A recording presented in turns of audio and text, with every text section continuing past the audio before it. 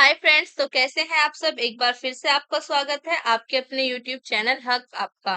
तो फ्रेंड्स, हमारा जीएस में चल रहा था भारतीय राज्य व्यवस्था एवं शासन। क्या चल रहा था हमारा? भारतीय राज्य व्यवस्था एवं शासन चल रहा था। उसी की क्लासेस हम कर रहे थे और आज की भी क्लास हमारी भारतीय राज्य व्यवस्था एवं शासन से ही है। तो आई होप आपने चैनल सब्सक्राइब कर लिया है। नहीं किया है तो प्लीज चैनल को सब्सक्राइब करें। तो शुरू करते हैं अपनी आज की क्लास को।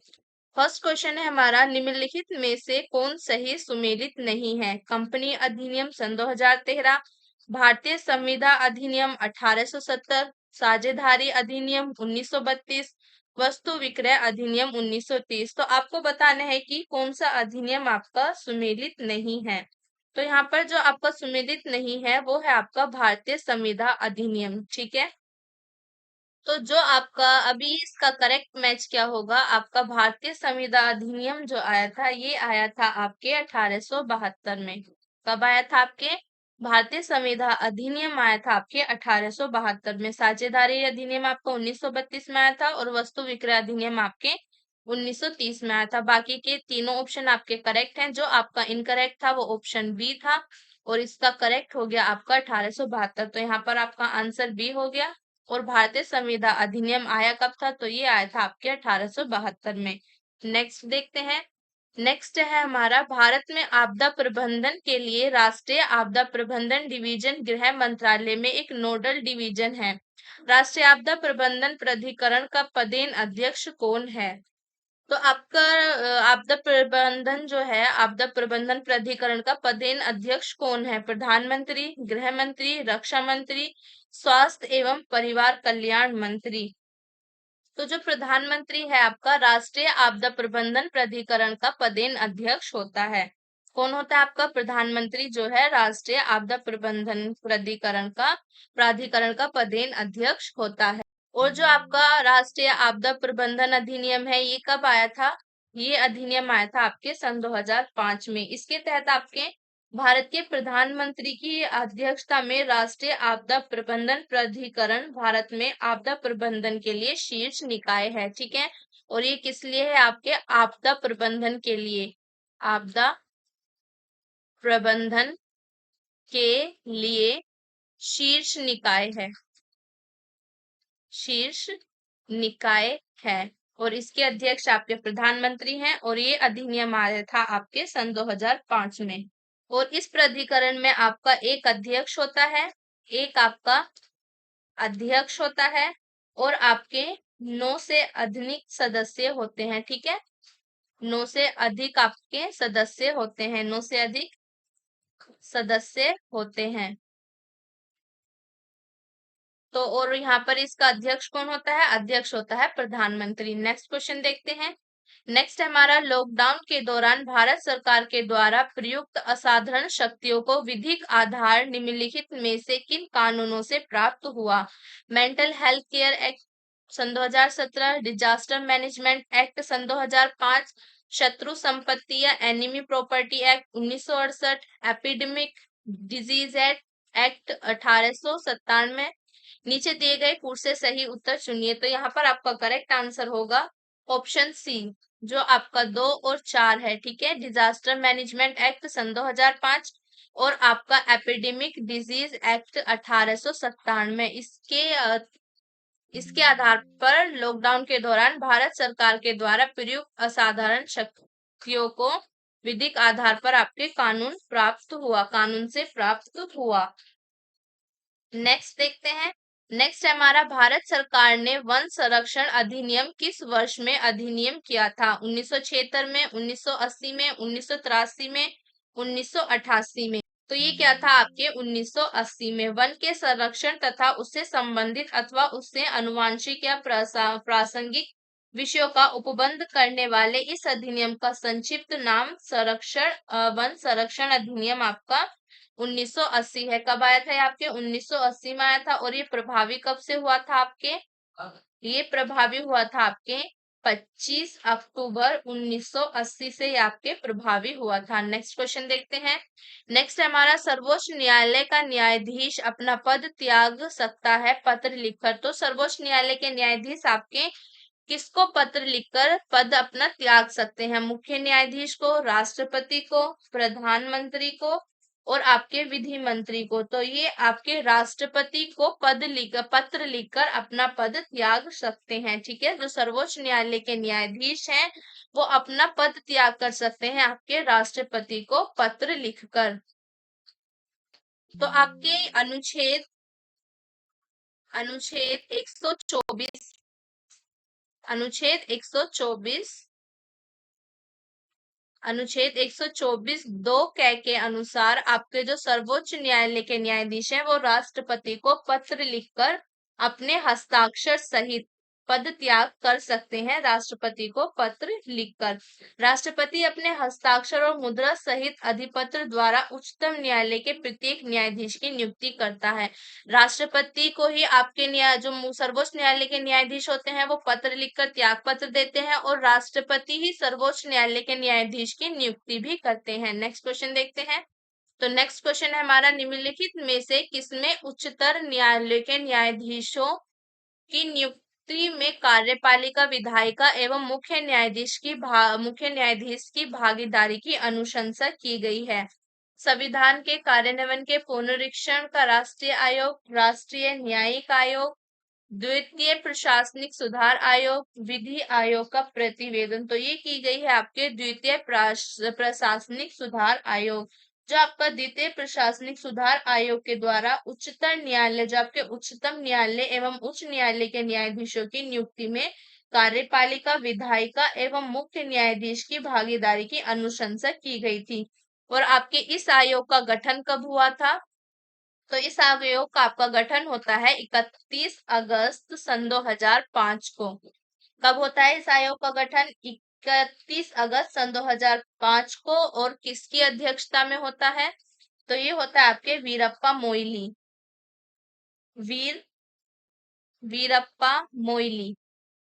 ठीक है, वीरप्पा मोइली जो है उनकी अध्यक्षता में इस आपके आयोग का गठन हुआ था। कब हुआ था? 31 अगस्त सन 2005 को। नेक्स्ट क्वेश्चन देखते हैं। नेक्स्ट है हमारा, भारत के सर्वोच्च न्यायालय की शक्तियों के विषय में निम्नलिखित में से कौन सा कथन सही नहीं है? तो आपको बताना है कि भारत के सर्वोच्च न्यायालय की शक्तियों में के संबंध में आपका कौन सा कथन सही नहीं है। इसके पास जनता के मूल अधिकारों की रक्षा करने के लिए आदेश जारी करने की अनन्य शक्तियां हैं। वह अंतर शासकीय विवादों में मूल एवं अनन्य क्षेत्राधिकार रखता है। यह भारत के राष्ट्रपति द्वारा कानून के प्रश्न या किसी तथ्य को निर्दिष्ट किए जाने पर सलाहकार अधिकारिता रखता है। इसके पास अपने ही निर्णय या आदेश पर पुनर्विचार करने की शक्ति है। तो यहाँ पर आपका करेक्ट आंसर है ए। जो आपका सर्वोच्च न्यायालय की शक्ति के विषय में कथन सही नहीं है वो ये है, इसके पास जनता के मूल अधिकारों की रक्षा के लिए आदेश जारी करने की अनन्य शक्ति है। जो आपका सर्वोच्च न्यायालय है नागरिकों के मौलिक अधिकार के हनन पर अनुच्छेद 32 के अधीन आपके रिट जारी कर सकता है। ठीक है, आपके अनुच्छेद 32 के तहत, तो भारत का जो सर्वोच्च न्यायालय है वो अनुच्छेद 32 के तहत रिट जारी करता है। कब करता है? जब नागरिकों के मौलिक अधिकारों का हनन होता है। ये आपके सर्वोच्च न्यायालय अनुच्छेद 32 के तहत 5 तरह की रिट जारी करता है। और जो उच्च न्यायालय है उसको भी आपके अनुच्छेद 226 के तहत मूल अधिकारों की रक्षा के लिए आदेश जारी करने की शक्ति प्राप्त है। नेक्स्ट क्वेश्चन देखते हैं। नेक्स्ट है हमारा, भारत का सर्वोच्च न्यायालय एक अभिलेख न्यायालय है। इसका आशय है इसके अपने सभी निर्णयों का अभिलेख रखना होता है। इसके सभी निर्णयों का साक्ष्यात्मक मूल्य होता है और इस पर किसी भी न्यायालय में प्रश्न चिन्ह नहीं लगाया जा सकता है। इसे अपनी अवमानना करने वालों को दंडित करने की शक्ति है। इसके निर्णयों के विरुद्ध कोई अपील नहीं की जा सकती है। तो यहाँ पर आपका करेक्ट आंसर है बी। करेक्ट आंसर आपका बी है, मतलब इसके सभी निर्णयों का साक्ष्यात्मक मूल्य होता है और इस पर किसी भी न्यायालय में प्रश्न चिन्ह नहीं लगाया जा सकता है। और ये आता है आपके अनुच्छेद 129 के तहत। अनुच्छेद 129 क्या कहता है? आपके अनुच्छेद 129 उच्चतम न्यायालय को अभिलेख न्यायालय घोषित करता है। अभिलेख न्यायालय का तात्पर्य क्या है? ऐसे न्यायालय के निर्णय और कार्यवाही लिखित होती है। अभिलेख न्यायालय का आशय है आपका, इसकी जो कार्यवाही है वो आपके लिखित रूप में होगी। जो सर्वोच्च न्यायालय की कार्यवाही है वो आपकी लिखित रूप में होती है। उन्हें पूर्व निर्णय के रूप में प्रस्तुत करने के लिए सुरक्षित रखा जाता है। ऐसे न्यायालय को अपनी अवमानना के लिए दंडित करने की शक्ति होती है। अतः सर्वोच्च न्यायालय के अभिलेख न्यायालय होने का तात्पर्य है कि इसके सभी निर्णयों का साक्षात्मक मूल्य होता है और इस पर किसी भी न्यायालय में प्रश्न चिन्ह नहीं लगाया जा सकता। ओके, नेक्स्ट देखते हैं। नेक्स्ट है हमारा, निम्न युग्मों में से कौन सा युग्म अनुच्छेद आपका सुमेलित नहीं है? तो यहाँ पर आपका कौन सुमेलित नहीं है? अनुच्छेद 124 के तहत आपके उच्चतम न्यायालय का एक अभिलेख न्यायालय होना, ये तो आपका बिल्कुल इनकरेक्ट है। ये आपका बिल्कुल इनकरेक्ट है, क्योंकि अभिलेख जो होता है आपका उच्चतम न्यायालय का अभिलेख न्यायालय होना, इसका प्रावधान आपके अनुच्छेद 129 के तहत है। अनुच्छेद 143 क्या कहता है? उच्चतम न्यायालय की परामर्श शक्ति, तो ये आपका बिल्कुल सही है। उच्चतम न्यायालय की परामर्श शक्ति का प्रावधान आपके अनुच्छेद 143 में आता है। अनुच्छेद 132 क्या कहता है? उच्चतम न्यायालय की अपीलीय अधिकारिकता, तो ये भी आपका सही है। अनुच्छेद 136 उच्चतम न्यायालय के द्वारा अपील के लिए, तो ये भी आप अपील के लिए विशेष इजाजत, अपील के लिए विशेष इजाजत, ये भी आपका करेक्ट है। इनकरेक्ट आपका ऑप्शन ए था और ऑप्शन ए ही आपका आंसर है। 124 आपका अनुच्छेद 124 जो है उच्चतम न्यायालय का अभिलेख न्यायालय होना नहीं है। अनुच्छेद 129 के अंदर आपका उच्चतम न्यायालय का अभिलेख न्यायालय होना आपका आता है। और जबकि आपके अनुच्छेद 124 के अंतर्गत क्या आता है? तो अनुच्छेद 124 के अंतर्गत आपके उच्चतम न्यायालय की स्थापना, उच्चतम न्यायालय, उच्चतम न्यायालय की स्थापना और गठन संबंधी प्रावधान आपका आता है। ठीक है, तो अनुच्छेद 124 के अंतर्गत क्या आता है? उच्चतम न्यायालय की स्थापना और उसका गठन संबंधी जो प्रावधान है आपका अनुच्छेद 124 में आता है। और उच्चतम न्यायालय का अभिलेख न्यायालय होना, ये आपके अनुच्छेद 129 के अंतर्गत आता है। नेक्स्ट क्वेश्चन देखते हैं। नेक्स्ट है हमारा, उच्चतम न्यायालय मामलों की सुनवाई नई दिल्ली में करता है, परंतु किसी अन्य स्थान पर भी सुनवाई कर सकता है। किसके अनुमोदन से? राष्ट्रपति के अनुमोदन से। यदि उच्चतम न्यायालय के न्यायाधीश में जो रिट से यह तय करें, संसद के अनुमोदन से और आपके राज्य विधानसभा के अनुरोध पर, तो ये कर सकता है आपके राष्ट्रपति के अनुमोदन पर। जो आपका उच्चतम न्यायालय है वो मामलों की सुनवाई कहाँ पर करता है? दिल्ली में करता है, लेकिन वो किसी और अन्य जगह पर भी कर सकता है। ठीक है, अन्य स्थान पर भी कर सकता है, लेकिन वो राष्ट्रपति के अनुमोदन से ही अन्य स्थान पर आपकी सुनवाई करेगा। तो इसका प्रावधान आपके अनुच्छेद 130 के अंदर आता है। अनुच्छेद 130 क्या कहता है? अनुच्छेद 130 के अनुसार उच्चतम न्यायालय दिल्ली में अथवा ऐसे अन्य स्थान या स्थानों में अवशिष्ट होगा जिन्हें भारत का मुख्य न्यायाधीश राष्ट्रपति के अनुमोदन से समय समय पर नियुक्त करे।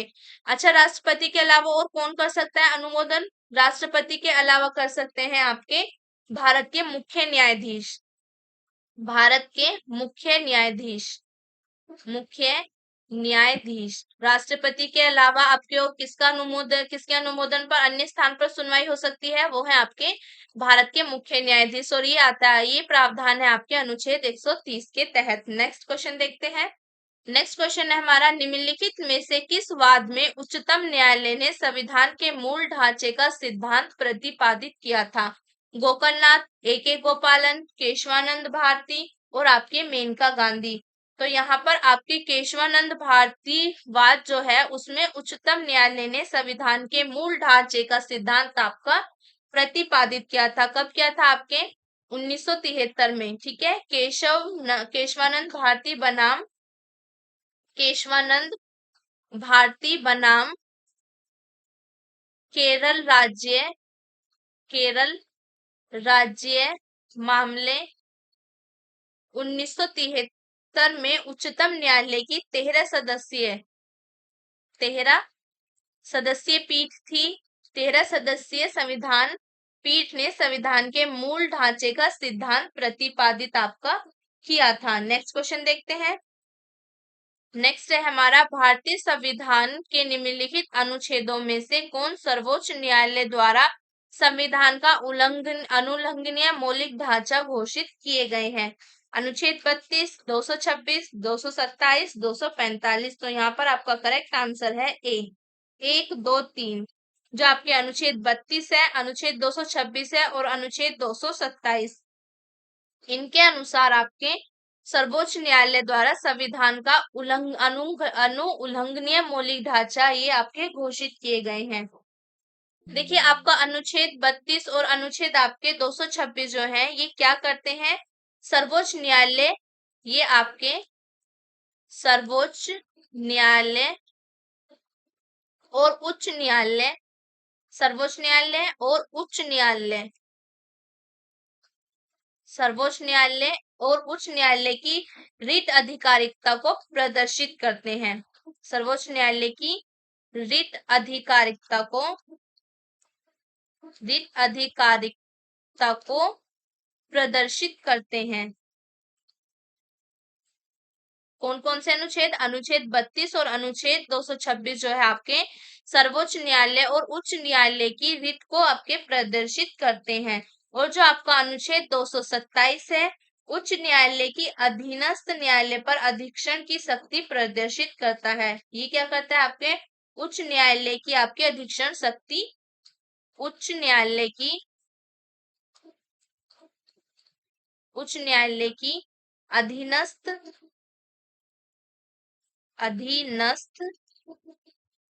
न्यायालय पर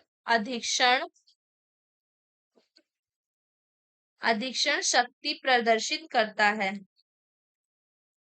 अधीक्षण शक्ति प्रदर्शित करता है। इन तीनों ही अनुच्छेदों को आपके सर्वोच्च न्यायालय द्वारा अपने विभिन्न निर्णयों में अनुउल्लंघनीय मौलिक ढांचा घोषित किया गया है। और आपका जो अनुच्छेद 245 है, ये आपके संसद या राज्य विधानमंडल द्वारा बनाए गए उनके कानूनों की शक्ति या विस्तार का आपका प्रावधान करता है। नेक्स्ट क्वेश्चन देखते हैं। नेक्स्ट हमारा, निम्नलिखित कथनों पर विचार कर बताइए कि इनमें से कौन सा एक सही है। तो पहला है आपका, सर्वोच्च न्यायालय केवल मूल क्षेत्राधिकार रखता है।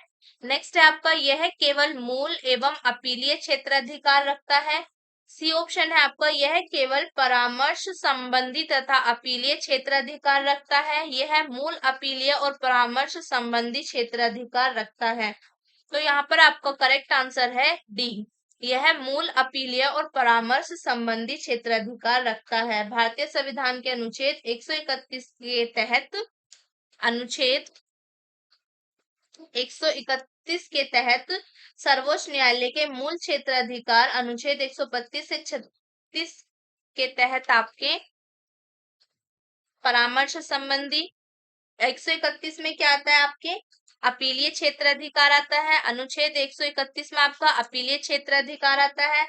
अनुच्छेद 132 से अनुच्छेद 131 के तहत आपके आता है मूल अपीलीय क्षेत्राधिकार। ठीक है, मूल अपीलीय क्षेत्राधिकार आता है आपके अनुच्छेद 131 के तहत। और आपका अपीलीय क्षेत्राधिकार किसके तहत आता है? आपके ये आता है आपके अनुच्छेद 132 से 136 के तहत। और आपका परामर्श संबंधी जो है, परामर्श संबंधी क्षेत्राधिकार कौन से अनुच्छेद के अंतर्गत आता है? ये आता है आपके 143 के तहत परामर्श संबंधी क्षेत्राधिकार का विवरण है। 131 के तहत आपके मूल क्षेत्राधिकार है, 132 से 36 तक आपके अपीलीय है और परामर्श संबंधी क्षेत्राधिकार आपके अनुच्छेद 143 के तहत आता है। तो यही आपका करेक्ट आंसर है। नेक्स्ट क्वेश्चन देखते हैं। नेक्स्ट है हमारा, भारतीय संविधान का कौन सा अनुच्छेद संवैधानिक विवाद में सर्वोच्च न्यायालय के अपीलीय क्षेत्राधिकार से संबंधित है? तो आपका अपीलीय क्षेत्राधिकार से संबंधित कौन सा अनुच्छेद है? अनुच्छेद 134 ए को मिलाकर अनुच्छेद 132 को जब हम पढ़ते हैं तो उसमें आपका सर्वोच्च न्यायालय का अपीलीय क्षेत्राधिकार आपका आता है। नेक्स्ट क्वेश्चन देखते हैं। नेक्स्ट है हमारा, भारत में न्यायिक पुनर्विलोकन की शक्ति का प्रयोग किसके द्वारा किया जाता है? केवल सर्वोच्च न्यायालय के द्वारा, सर्वोच्च न्यायालय तथा उच्च न्यायालय के द्वारा, समस्त न्यायालयों द्वारा उपरोक्त में से कोई नहीं। तो ये क्या जाता है आपके सर्वोच्च न्यायालय तथा उच्च न्यायालय द्वारा कार्यपालिका एवं व्यवस्थापिका के कार्यों की वैधता की जांच करना, व्यवस्थापिका द्वारा निर्मित कानूनों एवं प्रशासनिक नीतियों की संवैधानिकता का परीक्षण कर उन्हें ऐसे उपबंधों को असंवैधानिक घोषित करना जो संविधान का अतिक्रमण करते हों, उनको आपके न्यायिक पुनर्विलोकन कहा जाता है। नेक्स्ट देखते हैं। नेक्स्ट है हमारा, नीचे दो कथन दिए गए हैं, एक है आपका अभिकथन, दूसरा है कारण। आइए पढ़ते हैं इन्हें। भारत में न्यायिक पुनरीक्षण का क्षेत्र सीमित है। कारण कहता है आपके भारतीय संविधान में कुछ उधार की वस्तुएं हैं। सही उत्तर का चयन नीचे दिए गए कूट की सहायता से करें। तो यहाँ पर आपका करेक्ट आंसर क्या होगा? ए और आर दोनों सत्य हैं और आर जो है आपका ए का सही स्पष्टीकरण है। ए और आर दोनों सत्य हैं, लेकिन जो आर है आपका ए का सही स्पष्टीकरण नहीं है। ए सही है तथा आर गलत है, और ए गलत है, आर सही है। तो यहाँ पर आपका करेक्ट आंसर होगा बी। ए और आर दोनों सही है, लेकिन आर जो है आपका ए की करेक्ट एक्सप्लेनेशन नहीं देता। ठीक है, जो आपका अभिकथन है ये भी करेक्ट है, कारण भी करेक्ट है, लेकिन कारण जो है आपका एक्सप्लेन नहीं करता अभिकथन को। नेक्स्ट क्वेश्चन देखते हैं। नेक्स्ट हमारा, भारतीय संविधान का अभिभावकत्व निहित है। तो अभिभावक किसे कहा जाता है? भारतीय संविधान का राष्ट्रपति में निहित है अभिभावकत्व, लोकसभा में, सर्वोच्च न्यायालय में, मंत्रिमंडल में। तो ये निहित है आपके सर्वोच्च न्यायालय में। जो भारतीय संविधान का आपका अभिभावक कहा जाता है, अभिभावक कहा जाता है आपके, किसे कहा जाता है? सर्वोच्च न्यायालय को। सर्वोच्च न्यायालय को आपके संविधान का अभिभावक कहते हैं। तो आपके और इसका अभिभावकत्व भी आपके सर्वोच्च न्यायालय में निहित है। संविधान की व्याख्या करने का अंतिम अधिकार सर्वोच्च न्यायालय को है। सर्वोच्च न्यायालय को ही संविधान का प्रहरी और संरक्षक भी माना जाता है। एक तो आपका इसको अभिभावक भी कहते हैं भारतीय संविधान का, सर्वोच्च न्यायालय को, और एक आपके इसे प्रहरी और संरक्षक भी माना है। प्रहरी और संरक्षक संरक्षक भी माना है। संरक्षक भी माना है किसको? सर्वोच्च न्यायालय को। किसका? भारतीय संविधान का। नेक्स्ट क्वेश्चन देखते हैं। नेक्स्ट हमारा, नीचे दो कथन दिए गए हैं, जिनमें एक को कथन ए, दूसरे को कारण आर कहा गया है। कथन है आपका, केंद्रीय कानूनों की संवैधानिक वैधता के संबंध में भारत के सर्वोच्च न्यायालय की अनन्य अधिकारिकता है।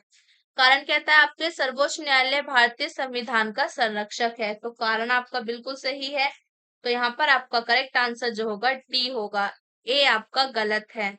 जो आपके केंद्रीय कानूनों की संवैधानिक वैधता के संबंध में भारत के सर्वोच्च न्यायालय को अनन्य अधिकारिकता नहीं है, बल्कि आपका कारण सही है। सर्वोच्च न्यायालय भारतीय संविधान का संरक्षक है, क्योंकि सर्वोच्च न्यायालय को संरक्षक भी कहा जाता है, प्रहरी भी कहा जाता है और अभिभावक भी कहा जाता है। किसका? भारतीय संविधान का। नेक्स्ट क्वेश्चन देखते हैं। नेक्स्ट है हमारा, निम्नलिखित में से कौन से मामले उच्च न्यायालय और उच्चतम न्यायालय की अधिकारिकता में आते हैं? केंद्र एवं राज्यों के विवाद, राज्यों के परस्पर विवाद, मूल अधिकारों का प्रवर्तन, संविधान के उल्लंघन से संरक्षण। तो आपके जो मूल अधिकारों का प्रवर्तन है, ये इससे संबंधित मामले आपके उच्च न्यायालय और उच्चतम न्यायालय में आपके आते हैं। और आपके उच्च न्यायालय को तो अनुच्छेद 32 के तहत, उच्च न्यायालय को आपके अनुच्छेद 32 के तहत, और आपके उच्चतम न्यायालय को अनुच्छेद 226 के तहत, अनुच्छेद 226 के तहत आपके 5 प्रकार की रिट जारी करने का अधिकार है। ठीक है, मौलिक अधिकारों की बहाली के लिए बंदी प्रत्यक्षीकरण, परमादेश, प्रतिषेध, उत्प्रेक्षण और अधिकार परीक्षा संबंधित रिट निकाल सकते हैं। और बाकी जो ये आपके बचे हुए मामले हैं, जैसे आपका केंद्र एवं राज्यों के बीच का विवाद है, राज्यों के बीच का परस्पर विवाद है, संविधान के उल्लंघन से संरक्षण, ये आपके उच्चतम न्यायालय की अधिकारिकता में आते हैं। ठीक है, आपके उच्चतम न्यायालय की अधिकारिकता में आपके आते हैं। नेक्स्ट क्वेश्चन देखते हैं। नेक्स्ट है हमारा निम्नलिखित कथनों पर सही विचार कर निम्न कूट की सहायता से उत्तर चुनिए। कथन है आपका जनहित याचिका जन सहयोगी नागरिकों को न्यायालय तक जाने की स्वीकृति देती है। कारण है आपका जन सहयोगी व्यक्ति उस व्यक्ति के लिए न्याय मांग सके जो किसी कारण से न्यायालय तक पहुंच पाने में असमर्थ है। तो यहाँ पर आपका करेक्ट आंसर क्या होगा? तो यहाँ पर आपका करेक्ट आंसर है ऑप्शन ए। जो आपका कथन है ये भी सही है और कारण भी सही है, और कारण जो है आपका कथन की सही एक्सप्लेनेशन देता है, मतलब सही स्पष्टीकरण है कथन का कारण।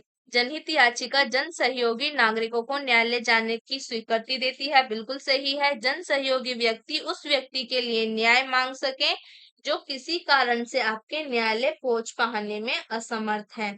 नेक्स्ट क्वेश्चन देखते हैं। नेक्स्ट हमारा समलैंगिकता संबंधी सर्वोच्च न्यायालय का निर्णय निम्नलिखित में से किससे संबंधित है?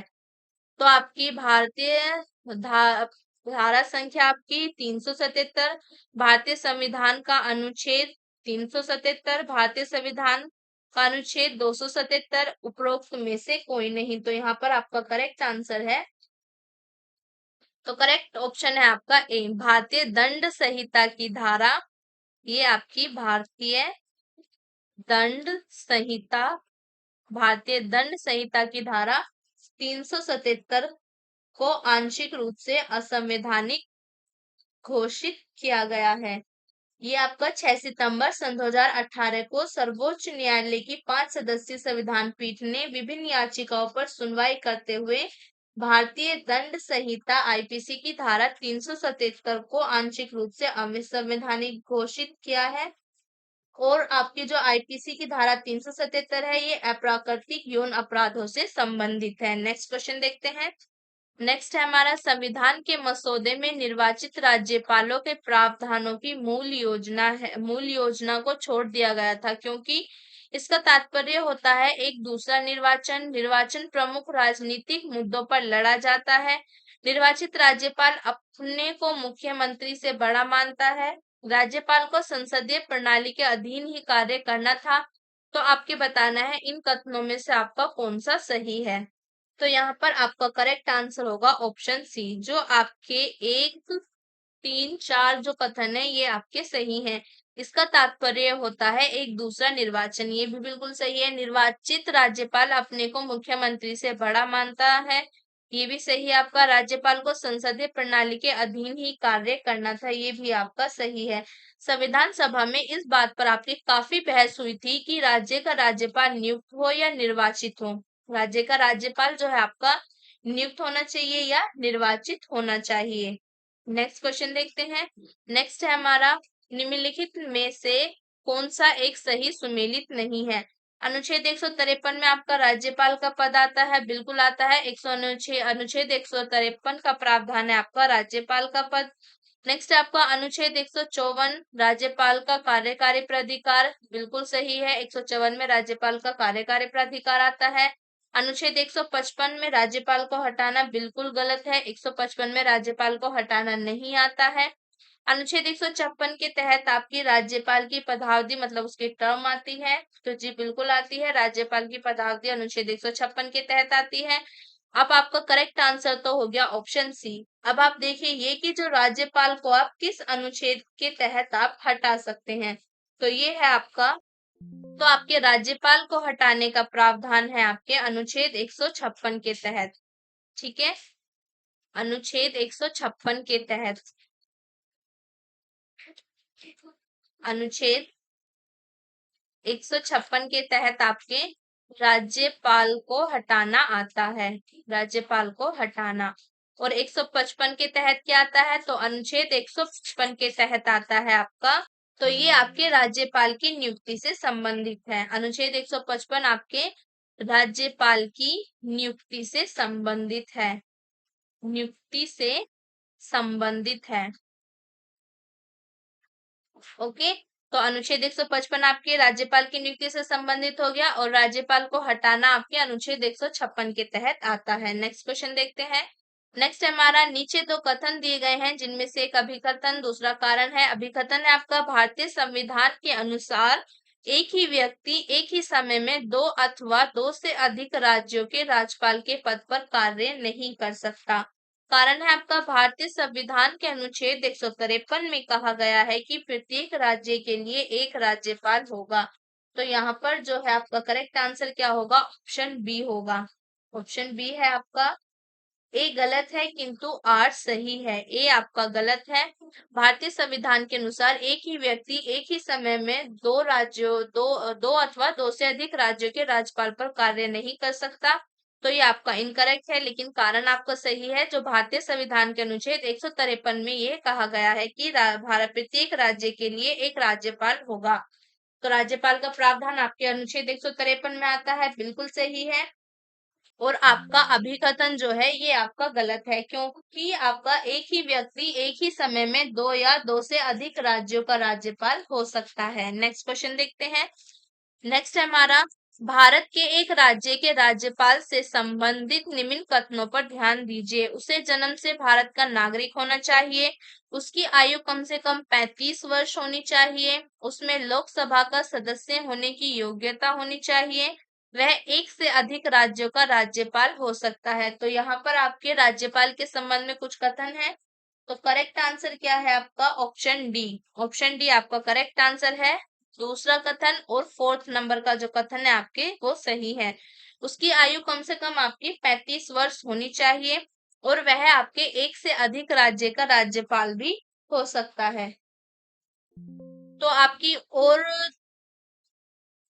क्या क्या चीजें आपकी जरूरी होती हैं भारत का राज्यपाल, किसी राज्य का राज्यपाल बनने के लिए? भारत का नागरिक होना चाहिए, भारत का नागरिक होना चाहिए, नागरिक होना चाहिए, भारत का नागरिक होना चाहिए। सेकंड आपके उसकी आयु 35 वर्ष की हो, मतलब वो 35 वर्ष की आयु पूरी कर चुका हो और वह एक से अधिक राज्य का राज्यपाल हो सकता है। तो करेक्ट ऑप्शन आपका हो गया डी। नेक्स्ट क्वेश्चन देखते हैं। नेक्स्ट है हमारा, निम्नलिखित में से कौन राज्यपाल को पद की शपथ ग्रहण करवाता है? भारत का राष्ट्रपति, सर्वोच्च न्यायालय का मुख्य न्यायाधीश, उच्च न्यायालय का मुख्य न्यायाधीश, संबंधित राज्य के निवर्तमान राज्यपाल। तो आपके राज्यपाल को शपथ कौन दिलाते हैं? राज्यपाल को शपथ दिलाते हैं आपके उच्च न्यायालय का मुख्य न्यायाधीश। उच्च न्यायालय का मुख्य न्यायाधीश जो है आपके अनुच्छेद 159 के तहत, अनुच्छेद 159 के अनुसार प्रत्येक राज्यपाल अपना पद ग्रहण करने से पहले उस राज्य के उच्च न्यायालय के मुख्य न्यायमूर्ति या उसकी अनुपस्थिति में उस न्यायालय के उपलब्ध ज्येष्ठतम न्यायाधीश के समक्ष शपथ लेगा। राज्यपाल की शपथ या प्रतिज्ञान का प्रारूप आपके अनुच्छेद 159 में दिया गया है और ये आपके भारतीय, ना कि भारतीय संविधान की अनुसूची में। तो आपके अनुच्छेद 159 के तहत आपका राज्यपाल की शपथ का प्रावधान है, उसको शपथ दिलाएंगे आपके उच्च न्यायालय का मुख्य न्यायाधीश। नेक्स्ट क्वेश्चन देखते हैं। तो नेक्स्ट है, राज्य का राज्यपाल मंत्री परिषद के परामर्श से स्वतंत्र कार्य कर सकता है। विधानसभा में सरकार को अपना बहुमत सिद्ध करने को कहने के लिए, मुख्यमंत्री को बर्खास्त करने के लिए, भारत के राष्ट्रपति के विचारार्थ किसी विधेयक को आरक्षित करने के लिए, विधायिका द्वारा पारित किसी विधेयक को पुनर्विचार हेतु वापस करने के लिए, उच्च न्यायालय का परामर्श मांगने के लिए। तो किस किस के लिए आपके जो भारत का राज्यपाल है वो मंत्री परिषद के परामर्श से स्वतंत्र कार्य आपका कर सकता है? तो ये यहाँ पर आपका आंसर होगा ऑप्शन ए। जो आपके एक, आपको वो विधानसभा में सरकार को अपना बहुमत सिद्ध करने को कहने के लिए, सेकंड आपको मुख्यमंत्री को बर्खास्त करने के लिए, थर्ड आपका भारत के राष्ट्रपति के विचारार्थ किसी विधेयक को आरक्षित करने के लिए, और फोर्थ आपका विधायिका द्वारा पारित किसी विधेयक को पुनर्विचार हेतु वापस करने के लिए राज्य का राज्यपाल जो है मंत्री परिषद के परामर्श से स्वतंत्र कार्य कर सकता है। नेक्स्ट क्वेश्चन देखते हैं। नेक्स्ट है हमारा, भारतीय संविधान के निम्नलिखित में से कौन सा अनुच्छेद राज्यपाल को अध्यादेश जारी करने की शक्ति प्राप्त करता है? तो कौन सा अनुच्छेद है आपका जिसके अनुसार आपको जो आपका राज्यपाल है वो अध्यादेश जारी करने की शक्ति प्रदान करता है? अनुच्छेद 208, अनुच्छेद 212, अनुच्छेद 213, अनुच्छेद 214। तो अनुच्छेद 213 जो है वो आपके राज्यपाल को अध्यादेश जारी करने की शक्ति देता है। भारतीय संविधान के अनुच्छेद 213 के अनुसार उस समय को छोड़कर जब किसी राज्य की विधानसभा क्षेत्र में सत्र में है या विधान परिषद वाले राज्य में विधानमंडल के दोनों सदन सत्र में है या किसी राज्यपाल को लगता है कि ऐसी परिस्थिति विद्यमान है जिसके कारण तुरंत कार्रवाई आवश्यक है, तो वह आपके अध्यादेश को प्रख्यापित कर सकेगा। ओके। और आपके इस अध्यादेश को राज्य विधानमंडल के पुनः समन्वित होने पर उससे स्वीकृति मिलना आवश्यक है, अन्यथा विधानमंडल के पुनः समन्वित होने के 6 सप्ताह के बाद उसकी वैधता समाप्त हो जाती है। अध्यादेश की आपके 6 सप्ताह के अंदर ही अध्यादेश की वैधता समाप्त हो जाती है। नेक्स्ट क्वेश्चन देखते हैं।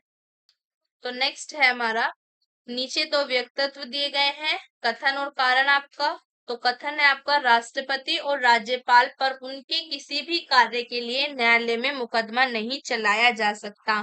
कारण है आपका, राष्ट्रपति पर महाभियोग चलाया जा सकता है और 16 से 29 राज्यपाल को असंवैधानिक कृत्यों के करने पर पदच्युत किया जा सकता है। तो ये आपका राष्ट्रपति पर महाभियोग चलाया जा सकता है और राज्यपालों को असंवैधानिक कृत्यों के करने पर पदच्युत किया जा सकता है। तो यहाँ पर आपका करेक्ट आंसर है ऑप्शन डी। ए आपका गलत है किंतु आर सही है। कथन जो है आपका इनकरेक्ट है। राष्ट्रपति और राज्यपालों पर उनके किसी भी कार्य के लिए न्यायालय में मुकदमा नहीं चलाया जाता, ये आपका इनकरेक्ट है। बाकी आपका जो कारण है वो सही है। राष्ट्रपति पर महाभियोग चलाया जा सकता है और राज्यपालों को असंवैधानिक कृत्यों के करने पर पदच्युत किया जा सकता है। नेक्स्ट क्वेश्चन देखते हैं। नेक्स्ट है हमारा, प्रतिवर्ष 13 फरवरी को महिला दिवस मनाया जाता है किसकी स्मृति में? इंदिरा गांधी की, कमला नेहरू की, सरोजिनी नायडू की, रानी लक्ष्मीबाई की। तो आपके प्रतिवर्ष 13 फरवरी को महिला दिवस जो मनाया जाता है वो आपकी सरोजिनी नायडू जो है उनकी स्मृति में मनाया जाता है। तो आपके इसको क्या कहते हैं? राष्ट्रीय महिला दिवस। ठीक है, राष्ट्रीय महिला दिवस आपके 13 फरवरी को मनाया जाता है। सरोजिनी नायडू की स्मृति में मनाया जाता है। सरोजिनी नायडू का जन्म आपके 13 फरवरी को ही हुआ था। सरोजिनी नायडू का जन्म आपका 13 फरवरी को हुआ था और उनकी स्मृति में ही आपके राष्ट्रीय महिला दिवस मनाया जाता है। तो आपके सरोजिनी नायडू का बर्थडे आपका कब आता है? जन्म कब हुआ था उनका? 13 फरवरी 1879 में इनका जन्म हुआ था। वे भारत की किसी राज्य की राज्यपाल बनने वाली पहली महिला थी। सरोजिनी नायडू कौन थी? आपकी पहली महिला राज्यपाल थी। पहली महिला राज्यपाल थी। कौन थी सरोजिनी नायडू? आपकी भारत के किसी राज्य की आपकी पहली महिला राज्यपाल थी और उन्हीं की स्मृति में आपके 13 फरवरी को महिला दिवस मनाया जाता है, क्योंकि 13 फरवरी को आपके सरोजिनी नायडू का जन्म हुआ था। नेक्स्ट क्वेश्चन देखते हैं। नेक्स्ट है हमारा, भारत के एक राज्य में विधान परिषद के गठन के संदर्भ में निम्न में से कौन सा या कौन से कथन आपके सही हैं? एक विधान परिषद में उस राज्य की विधानसभा की कुल सदस्य संख्या के 1/3 से अधिक सदस्य नहीं हो सकते हैं। एक राज्य की विधान परिषद में कम से कम 40 सदस्य अवश्य ही होने चाहिए। तो यहाँ पर आपका करेक्ट आंसर जो है वो आपको कूट में चयन करना है। तो यहाँ पर आपका करेक्ट आंसर होगा ए और दोनों। जो आपके एक और दो कथन है दोनों ही आपके सही हैं कि आपका जो अनुच्छेद 171 के अनुसार आपके किसी राज्य की विधान परिषद के सदस्यों की कुल संख्या उस राज्य के सदस्यों की कुल संख्या से 1/3 से अधिक नहीं हो सकती। ठीक है, तो ये आपके अनुच्छेद 173 के अंदर 171 के अंदर आपका आता है। ओके, नेक्स्ट क्वेश्चन देखते हैं। नेक्स्ट है हमारा, निम्नलिखित में से किसे भंग नहीं किया जा सकता है पर समाप्त किया जा सकता है? तो आपके किसको भंग नहीं किया जा सकता? लोकसभा को, राज्यसभा को, विधानसभा को, विधान परिषद को। तो इनमें से आपकी जो विधान परिषद है, विधान परिषद को भंग नहीं किया जा सकता, इसको समाप्त किया जा सकता है। नेक्स्ट क्वेश्चन देखते हैं। नेक्स्ट हमारा, निम्न में से किस राज्य में विधान परिषद नहीं है? तो आपका कौन सा राज्य है जिसमें विधान परिषद नहीं है? राजस्थान के अंदर आपके विधान परिषद नहीं है। नेक्स्ट क्वेश्चन देखते हैं। नेक्स्ट हमारा, भारतीय संविधान के अनुच्छेद 170 के अनुसार किसी राज्य की विधानसभा के सदस्यों की न्यूनतम तथा अधिकतम संख्या क्रमशः हो सकती है 40 तथा 400, 50 तथा 450, 50 तथा 500, 60 तथा 500। तो आपकी विधानसभा के सदस्यों की न्यूनतम और अधिकतम संख्या आपकी क्या हो सकती है? तो ये हो सकती है आपकी 60 या 50। 60 होगी आपकी न्यूनतम और 500 होगी आपकी अधिकतम। नेक्स्ट क्वेश्चन देखते हैं।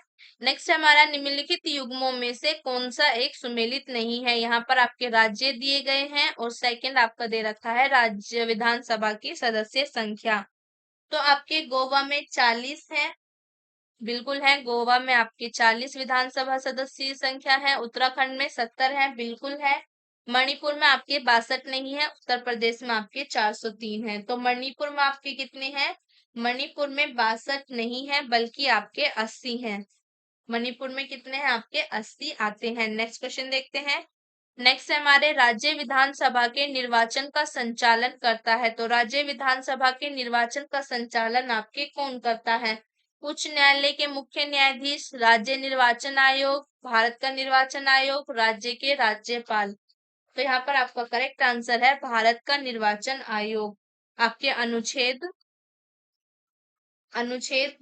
324, अनुच्छेद 324 के तहत राज्य विधानसभाओं के निर्वाचन को संचालित करने की शक्ति भी भारत के निर्वाचन आयोग को ही सौंपी गई है। नेक्स्ट क्वेश्चन देखते हैं। नेक्स्ट है आपका, राज्य की संचित निधि का संचालन किसके द्वारा किया जाता है? जो आपकी राज्य की संचित निधि है उसका संचालन आपका राज्य के राज्यपाल द्वारा किया जाता है, राज्य के मुख्यमंत्री द्वारा, राज्य के वित्त मंत्री द्वारा, उपयुक्त में से कोई नहीं। तो ये आपका करेक्ट आंसर है, उपयुक्त में से कोई नहीं। तो आपका संचित निधि का संचालन इनमें से किसी के द्वारा नहीं किया जा सकता है। अब बात आती है तो संचित निधि का संचालन आपके किसके द्वारा किया जाता है? जो राज्य की संचित निधि है इसका संचालन आपके राज्य विधान मंडल द्वारा किया जाता है। किसके द्वारा किया जाता है? आपका राज्य विधान मंडल द्वारा। राज्य विधान मंडल द्वारा।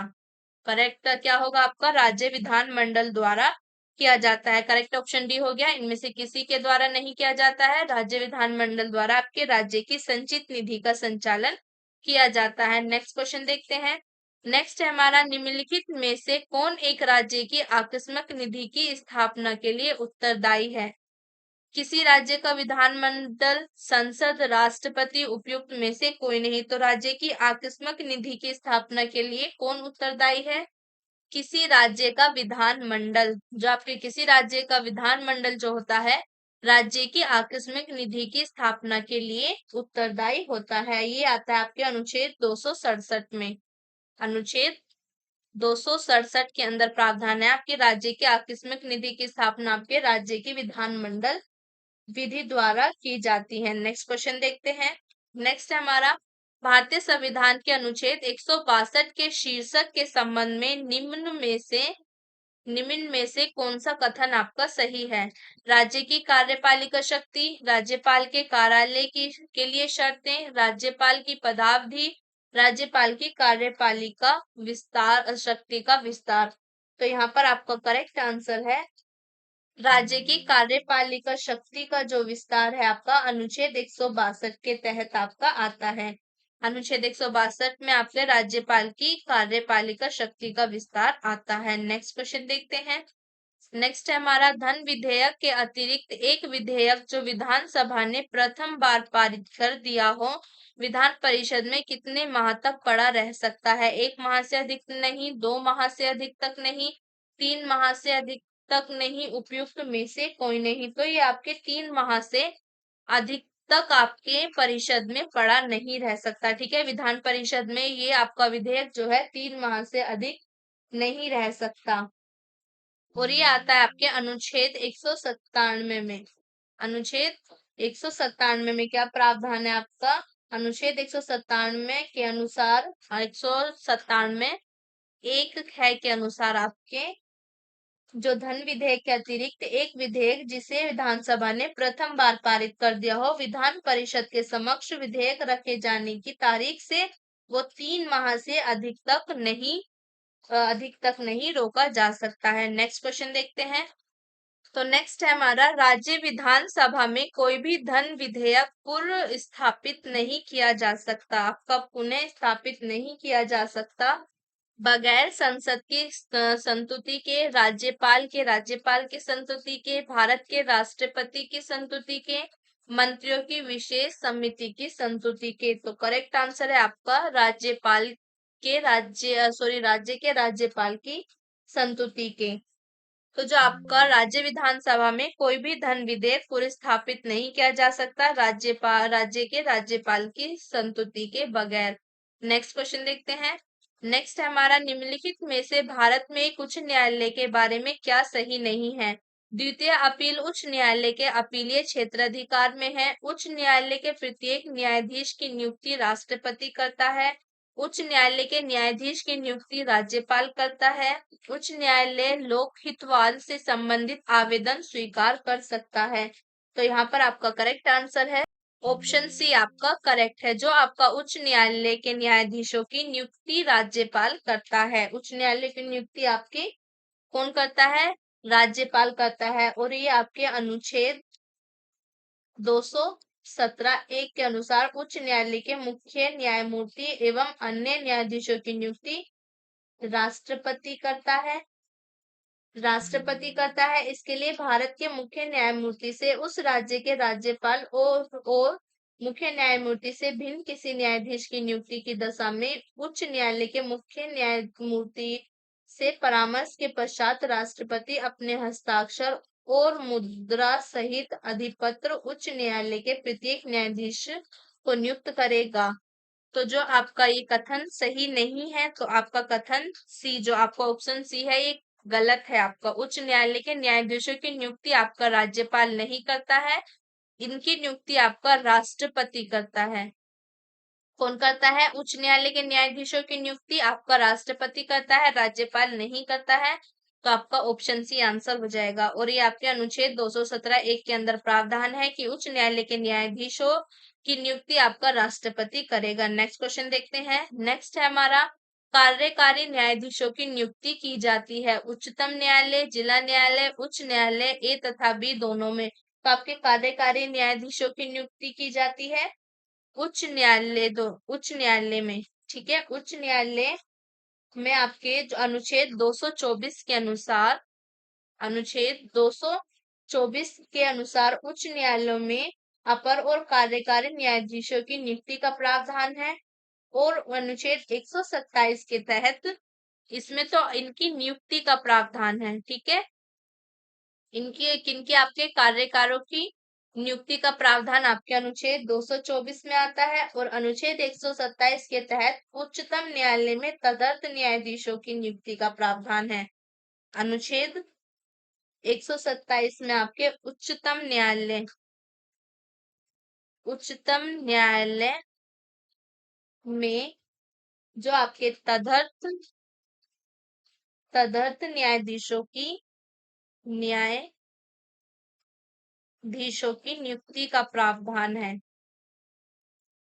नेक्स्ट क्वेश्चन देखते हैं। नेक्स्ट है हमारा, निम्नलिखित में से किन राज्यों में मार्च सन 2013 में उच्च न्यायालय स्थापित किए गए थे? अरुणाचल प्रदेश, मेघालय, मिजोरम, त्रिपुरा। तो आपके कौन कौन से राज्य थे जिनमें आपके मार्च सन 2013 में उच्च न्यायालय स्थापित किए गए थे? तो वो थे आपके मेघालय और आपके त्रिपुरा। मेघालय और त्रिपुरा में मार्च सन 2013 में आपके हाई कोर्ट जो है, उच्च न्यायालय, वो आपके स्थापित किए गए थे। नेक्स्ट क्वेश्चन देखते हैं। नेक्स्ट है हमारा, निम्न कथनों पर विचार कीजिए। कथन, तो नेक्स्ट है हमारा, निम्न कथनों पर विचार कीजिए और दिए गए कूटों से सही उत्तर चुनिए। कथन है आपका, भारतीय नागरिकों के अधिकारों को संरक्षित करने में उच्च न्यायालय सर्वोच्च न्यायालय की अपेक्षा बढ़िया स्थिति में है। और कारण है आपका, सर्वोच्च न्यायालय केवल मौलिक अधिकारों के संरक्षण के लिए ही परमादेश जारी कर सकता है। तो यहाँ पर आपका करेक्ट ऑप्शन है ए। जो आपका कथन है वो भी सही है और कारण जो है आपका वो भी सही है, और कारण सही स्पष्टीकरण करता है आपके कथन का। भारतीय नागरिकों के अधिकारों को संरक्षित करने में उच्च न्यायालय सर्वोच्च न्यायालय की अपेक्षा बढ़िया स्थिति में है, और जो आपका सर्वोच्च न्यायालय है केवल मौलिक अधिकारों के संरक्षण के लिए ही आपका परमादेश जारी करता है। संविधान के अनुच्छेद 32 के तहत आपका सर्वोच्च न्यायालय मौलिक अधिकारों के संरक्षण के लिए ही परमादेश जारी कर सकता है, जबकि तो आपका सर्वोच्च न्यायालय आपका अनुच्छेद 32 के तहत मौलिक अधिकारों के संरक्षण के लिए ही परमादेश जारी कर सकता है, जबकि अनुच्छेद 226 के तहत जो आपका उच्च न्यायालय जो है आपका अनुच्छेद 226 के तहत मौलिक अधिकारों को प्रवर्तित कराने के साथ साथ अन्य किसी प्रयोजन से भी रिट जारी कर सकता है। नेक्स्ट क्वेश्चन देखते हैं। नेक्स्ट हमारा एक संघीय राज्य व्यवस्था में सम्मिलित है। संघ और राज्य के बीच संबंध, राज्यों के मध्य संबंध, समन्वय के लिए तंत्र, विवादों को सुलझाने के लिए तंत्र। तो यहाँ पर करेक्ट आंसर जो होगा आपका ए। जो आपके चारों उपकथन है ये आपके सही हैं। तो संघीय राज्य व्यवस्था में संघ और राज्यों के बीच संबंध, राज्यों के मध्य आपस में संबंध, पारस्परिक समन्वय के लिए तंत्र और विवादों को सुलझाने के लिए तंत्र, ये चारों ही सम्मिलित है। नेक्स्ट क्वेश्चन देखते हैं। नेक्स्ट हमारा भारतीय संविधान के किस भाग में केंद्र राज्य विधायी संबंध दिए गए हैं? तो ये आते हैं आपके भाग 11 में। ठीक है, भाग 11 में आपके केंद्र राज्य विधायी संबंध आते हैं। नेक्स्ट क्वेश्चन देखते हैं। नेक्स्ट हमारा भारतीय संविधान में अवशिष्ट शक्तियां किसमें सन्निहित है? राष्ट्रपति, राज्य, केंद्रीय मंत्रिमंडल और आपके संसद में। तो ये सन्निहित है आपकी संसद में। किसमें सन्निहित है? आपकी संसद में।